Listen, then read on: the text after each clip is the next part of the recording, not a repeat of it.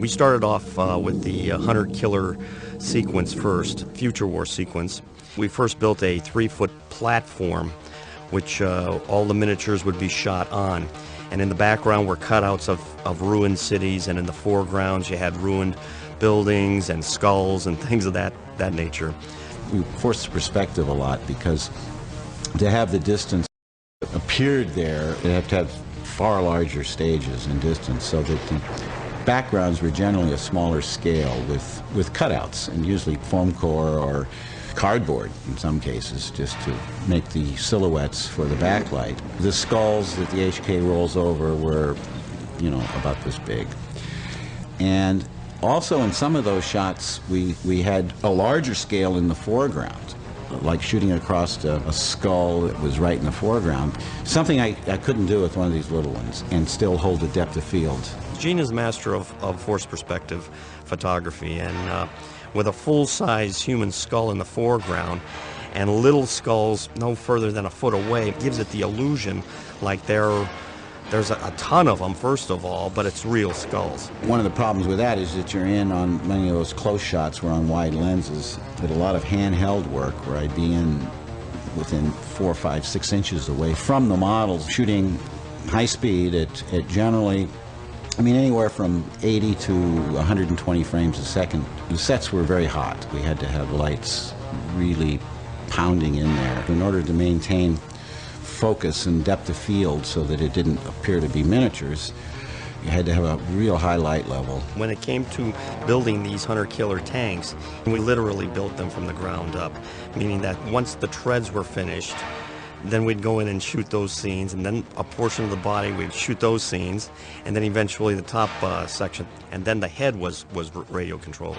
It had to be built in stages because there wasn't any time, and we had to start shooting right away because of a lot of scenes that required opticals, the lasers.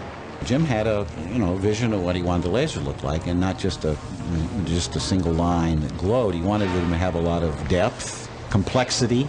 He had a color that he was really working for. An awful lot had to go through an obstacle to put the lasers on. Most of the searchlights, though, were actually accomplished on set within the smoky environment we had. Smoking up the stage was to hide basically the cutouts in the back, that because the set was forced perspective.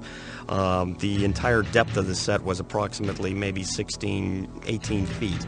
So we had to give it distance, and the way to do that is to create this atmospheric haze over the entire set to give it scale. We used a lot of cracker smoke, but also we were still occasionally using, when we needed it thicker, gum labanum, which is a bee smoker thing that you actually burn charcoal. And if you're Catholic, you know what the smell smells like.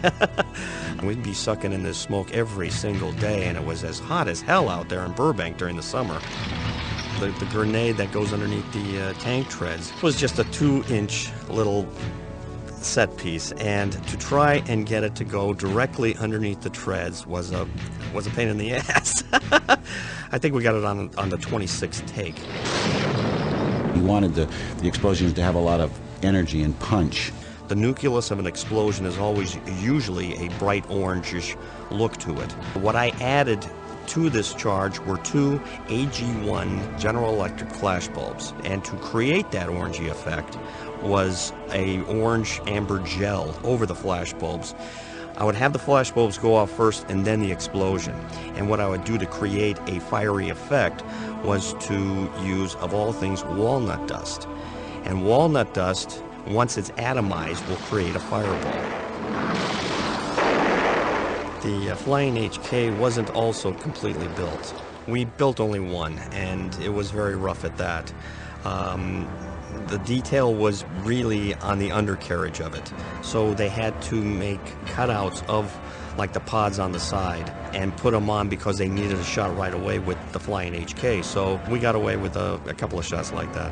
One of the problems that I remember having was how to make it fly and not go back and forth kind of a thing as you're pulling it. So it was all on cables, it was all on piano wire, that held it up, and we had wires that went off for the lights that are on the side of it also. We did a lot of scenes where halfway through the motor would slow down and then the whole thing would be jerking back and forth.